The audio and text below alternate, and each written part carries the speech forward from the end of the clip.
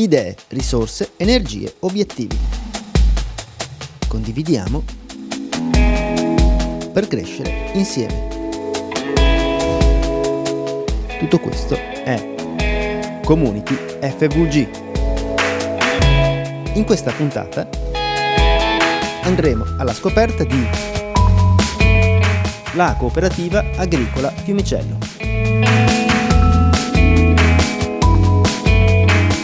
A colloquio con il professore Michele Morgante. Vendemmia 2018. Bene, qualità e quantità. Il Circolo Agrario Friulano.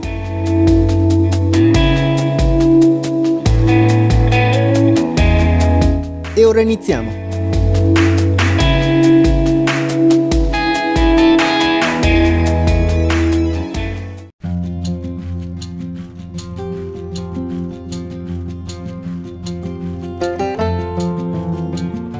La cooperativa è nata nel 64. Eravamo in 9 soci, è nata con scopo di migliorare l'agricoltura, di entrare nelle cose più moderne perché si andava ancora alla vecchia, erano certi tipi di lavori che dopo pian piano li abbiamo cambiati.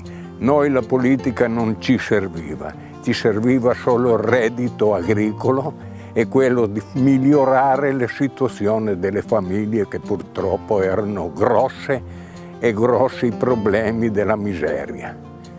Pian piano abbiamo sempre aumentato, sempre migliorato. In principio erano quasi odiati questa cooperativa perché dicevano che ha la tendenza della DC. Noi più la DC più la PD era lo stesso, non ci interessava. Noi avevamo solo scopo di fare i soci senza andare a prendere il lato politico. Però certe cose io le avevo prospettate ancora 20 anni fa perché conoscendo un amico emiliano, l'Emilia e Romagna era più avanti di noi e certe attrezzature loro le avevano e noi no. E allora io le avevo fatto la proposta di seguire quegli esempi, ma era quel famoso discorso politico perché loro erano una politica, a me la politica non mi interessava solo il benessere della famiglia.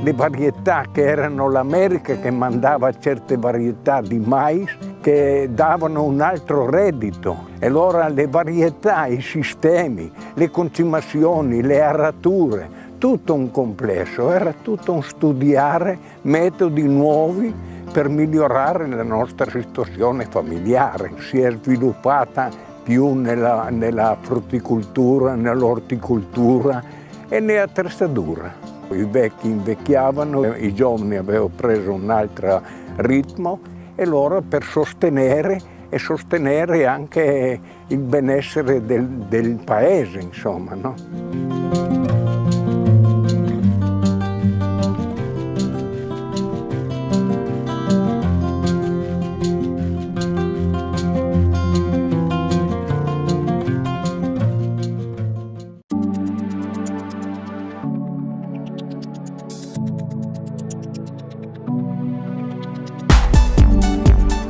Ben venga la restituzione alla Regione della competenza regolamentare in materia di aperture domenicali dei negozi.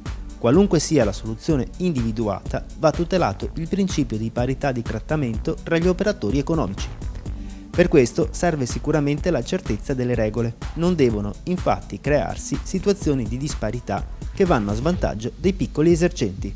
Lo dice Giuseppe Graffi Brunoro a nome di Confcooperative. Il settore distribuzione e consumo di Confcooperative FVG conta 45 cooperative con oltre 26.000 soci. Uva sana e ben matura, clima favorevole che ha garantito una vendemmia lunga e abbondante. mosti di grandi qualità e con ottimi profumi. È il primo bilancio della vendemmia 2018 delle cantine cooperative del Friuli Venezia Giulia, che rappresentano oltre il 40% della produzione vinicola regionale. È vero che si registra un aumento di produzione sull'anno medio pari al 15-20%, spiega il presidente di Fedagripesca Friuli Venezia Giulia Venanzio Francescutti.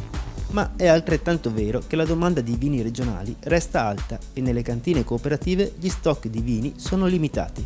A malapena quindi riusciranno a porgere il testimone in primavera ai vini della nuova annata. Infatti a livello nazionale Confcooperative rileva come le attuali giacenze di vino siano inferiori del 23% rispetto a quelle dello stesso periodo del 2017. Allarme di Confcooperative Udine sulla necessità di un'attenzione costante, non saltuaria, sul tema del disagio giovanile. In provincia di Udine sono 68 le cooperative sociali, delle quali molte sono impegnate in progetti legati al disagio giovanile e alle dipendenze. Mancano anche dati statistici precisi e affidabili, fa notare Confcooperative, che permettano di quantificare il fenomeno del disagio sociale nelle sue diverse sfaccettature, anche perché molte situazioni rimangono largamente sconosciute. Infine, le risorse destinate al settore scontano da diversi anni una preoccupante tendenza alla riduzione degli stanziamenti.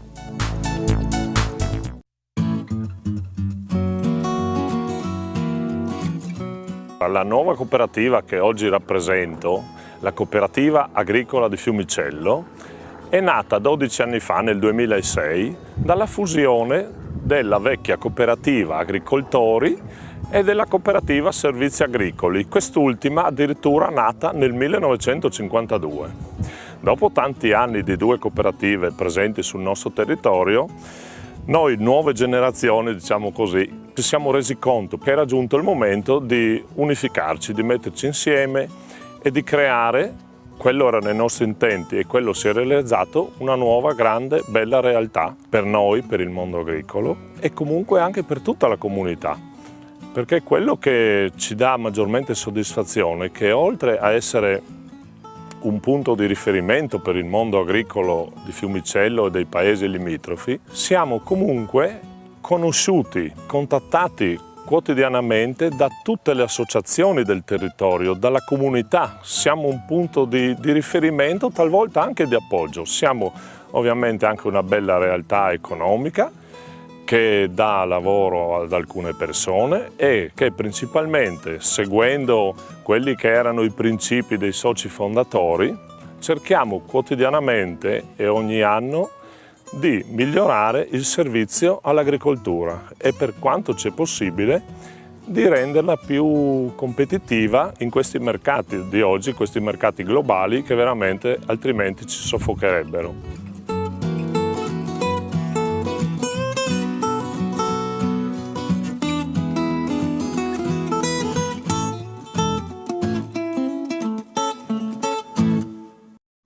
Ad oggi la cooperativa conta circa 140 soci in rappresentanza della componente agricola del territorio di competenza. Di questi 140 soci nessuno è un grande latifondista, sono tutte aziende medio-piccole che si sono negli anni specializzate sempre di più nell'ortofrutticoltura. L'evoluzione della nostra cooperativa è stata dai soci fondatori che hanno acquistato le prime trebbiatrici, le prime seminatrici pneumatiche, i primi trattori. Adesso il nostro principale obiettivo è quello di specializzarci sempre di più sull'acquisto magari di trapiantatrici, raccoglitrici per gli ortaggi, quanto come anche di commercializzare per quanto ci sia possibile assieme, magari con forniture alla grande distribuzione delle famose pesche di Fiumicello. Questo ci sta dando grandi soddisfazioni e anche dalle parole degli anziani della comunità o di quant'altro che abbiamo saputo adattarci e trasformarci nel tempo seguendo appunto la richiesta dei tempi moderni. Non serve più produrre mais a valanghe, non serve produrre grano a valanghe, serve nella nostra piccola realtà di Fiumicello produrre una buona ortofrutta che è quella che nel tempo, dagli anni 50 in poi, ha fatto crescere anche aziende piccole, minuscole, alla pari, forse anche meglio, di grosse aziende che si dedicavano esclusivamente alla coltivazione dei cereali. Questo, diciamo, è il nostro piccolo fiore all'occhiello. Essere riusciti negli anni a mantenere le nostre aziende vive e presenti sul territorio e nell'agricoltura regionale.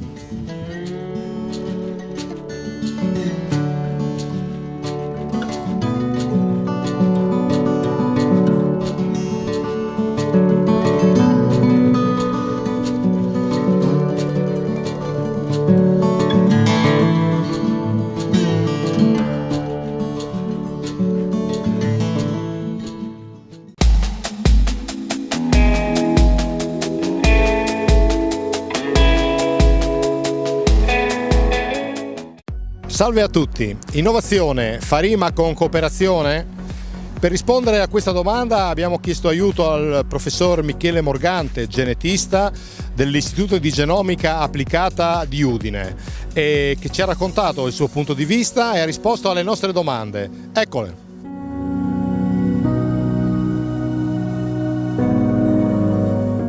Professor Morgante, nel 2007, per primi al mondo, avete svelato i dettagli della composizione del genoma della vite.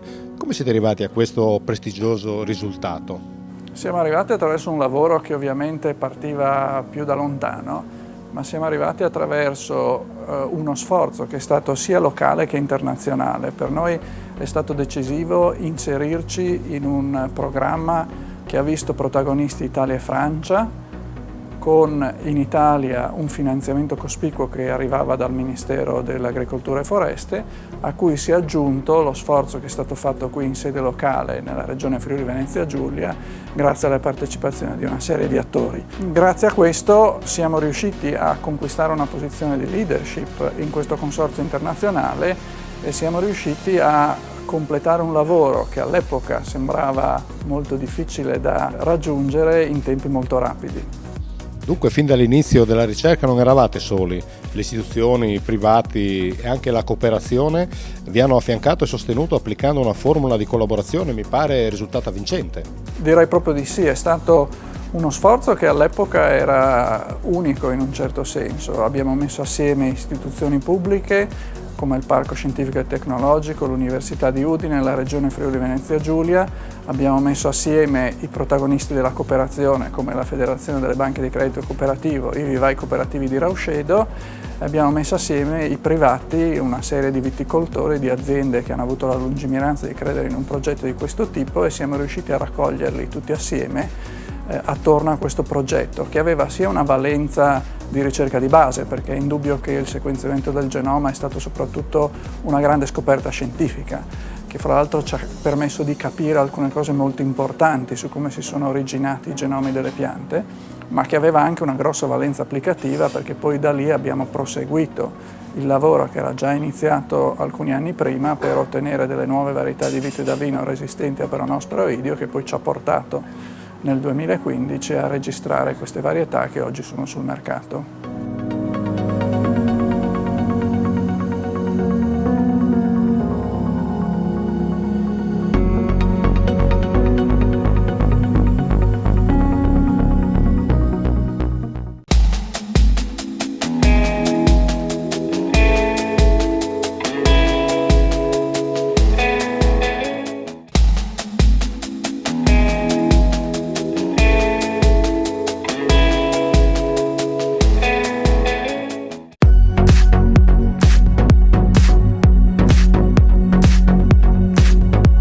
Professor Morgante, dal suo osservatorio, privilegiato dell'Istituto di Genomica Applicata, qual è il ruolo che la ricerca e l'innovazione possono giocare nella crescita del tessuto produttivo, in particolare regionale, visto che siamo qui in Friuli Venezia Giulia? Senz'altro un ruolo fondamentale, non è retorica dirlo. Se le aziende vogliono restare sul mercato ed essere competitive, devono investire in ricerca e innovazione. Purtroppo nel nostro Paese, come sappiamo, l'investimento in ricerca e sviluppo è molto più basso che in altri Paesi più avanzati. Noi investiamo circa l'1,2% del nostro PIL in ricerca e sviluppo. Ci sono dei dati che dimostrano chiaramente una correlazione strettissima fra percentuale del PIL investito in ricerca e sviluppo e crescita annuale del PIL. Quindi se noi cresciamo poco è anche perché investiamo poco in ricerca e sviluppo. In ambito regionale, se riuscissimo a investire di più, potremmo probabilmente riuscire a ottenere una crescita maggiore delle nostre imprese, una crescita maggiore del PIL e anche dell'occupazione. Molti fanno fatica a credere a questa equazione, cioè più ricerca e sviluppo, più crescita economica, però i dati sono molto chiari. Voi siete, possiamo dire, un istituto di frontiera, cioè lavorate sempre guardando avanti, guardando le cose nuove, studiando le cose nuove. Ecco, in questi mesi ci fa qualche anticipazione, a cosa state lavorando e quali sono gli stimoli di ricerca che vi arrivano dall'esterno, dal sistema produttivo, in particolare agroalimentare, diciamo, della nostra regione? Parlo prima di quali sono gli stimoli che ci arrivano dal sistema agroalimentare. Sicuramente oggi il tema fondamentale in campo agroalimentare è la sostenibilità ambientale. Quindi la grande sfida per l'agricoltura è riuscire a coniugare qualità della produzione, quantità della produzione e sostenibilità della produzione. Per riuscire a coniugare questi tre aspetti l'unica strada è innovazione. E l'innovazione ovviamente passa attraverso la ricerca. La ricerca genetica può dare un grosso contributo per andare in questa direzione. Da un punto di vista scientifico noi stiamo lavorando direi su tre temi principali. Uno è quello dell'utilizzo delle nuove tecnologie di miglioramento genetico, una delle quali viene molto spesso discussa sulla stampa, che è il genome editing. Sono tecnologie che ci consentono di andare a modificare in maniera mirata e precisa il DNA delle piante, andando a produrre mutazioni che sono identiche a quelle che avvengono spontaneamente in natura.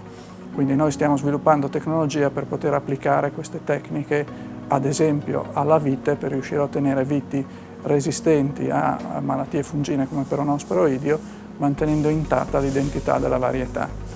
L'altro tema è che queste tecnologie devono operare su geni che controllano caratteristiche importanti e molto spesso quello su cui dobbiamo operare non è il fatto di avere o non avere quel particolare gene, ma soprattutto il fatto di produrre più o meno di quel gene in un certo momento dello sviluppo della pianta.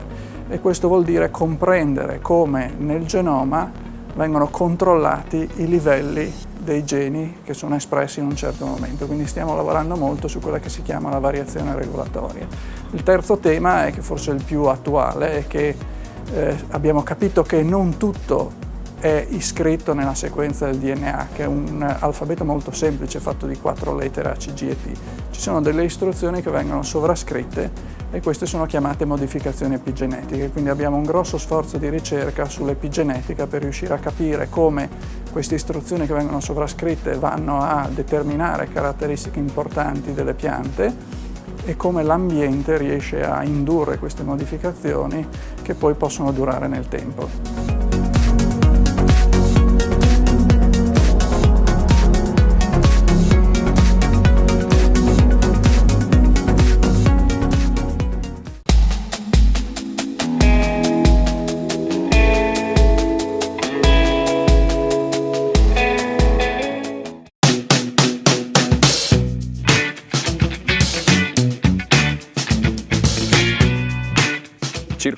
Circolo Agrario è una cooperativa che quest'anno festeggia il 60° anno di attività, è un'attività prevalentemente agricola, quella del Circolo Agrario, è nata come attività agricola, come distributori di mezzi tecnici, è cresciuta tantissimo negli ultimi anni perché siamo arrivati ad un fatturato di 70 milioni di euro, così divisi abbiamo circa un 20 milioni di fatturato dati dalla raccolta cereali, soia, colza, frumenti in genere.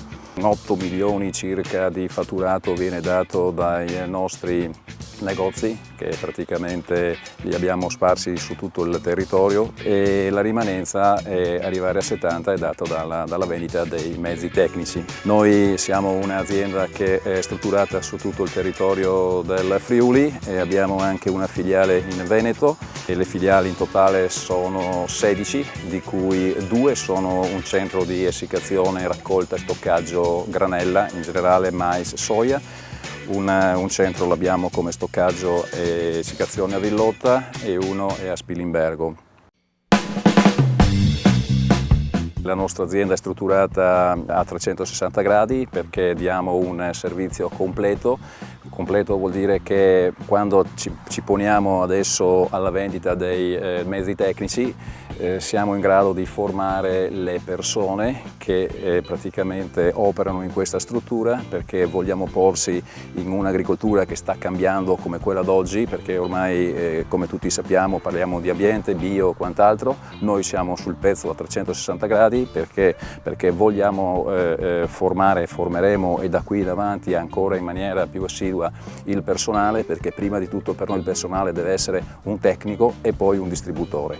Per quanto riguarda che il settore che a noi preme di più portare avanti in modo corretto è proprio la distribuzione dei mezzi tecnici, che tanto si parla che li chiamano pesticidi, ma non correttamente sono pesticidi, ma sono fitofarmaci e quindi vanno presi per tali.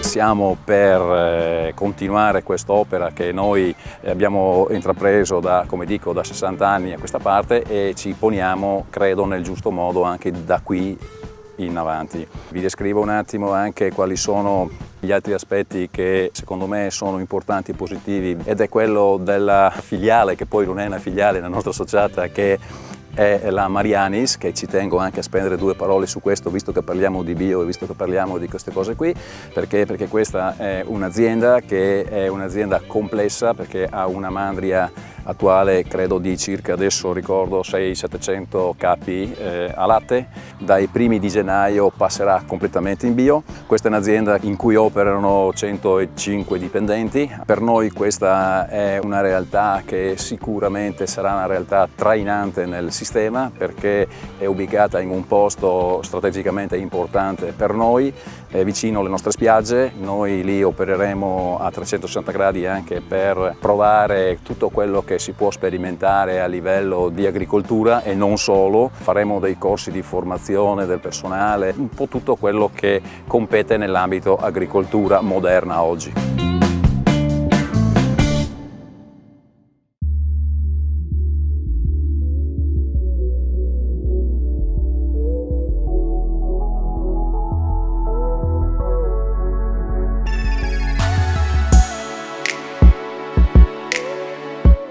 Per noi l'importanza massima adesso la diamo in questo momento qui, visto che siamo in un territorio Rauscedo che è conosciuto nel mondo per le barbatelle, per la viticoltura e quant'altro, e noi ci teniamo a continuare a portare avanti questo importante aspetto dell'agricoltura. La viticoltura, come ho detto in primis, è secondo me oggi quella che dà il reddito più importante, perché ormai i seminativi, come sapete e come sappiamo tutti, sono nettamente in calo, perché credo che abbiamo avuto una riduzione dei seminativi di oltre il 30%, oltre il 30% media, a fronte appunto di investimenti arborei. Parliamo in questo caso qui in primis la vite, ma poi c'è anche un aspetto che non è secondario ma comunque diventa importante per me, che è la frutticoltura, perché in quest'area che praticamente operiamo noi c'è un microclima importante dove praticamente queste colture stanno bene e danno dei risultati importanti come qualità, quindi sono colture interessanti per questa zona qui. Noi forniamo mezzi tecnici, forniamo impiantistica per quanto riguarda appunto l'aspetto viticoltura, e questo è un po', diciamo, quello che continueremo a fare, ecco.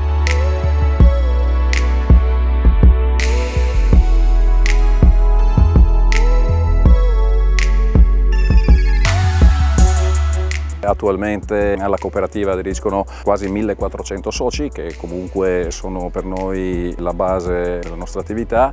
Noi chiaramente forniamo soci e non soci, però dico che un numero importante quanto quello che vi ho detto rappresenti bene, e sono soci che sono poi dislocati un po' in tutto il territorio del Friuli, non solo a Rauscedo, perché come detto le 16 filiali in cui operiamo hanno praticamente dei soci in essere su ogni punto vendita. Insomma.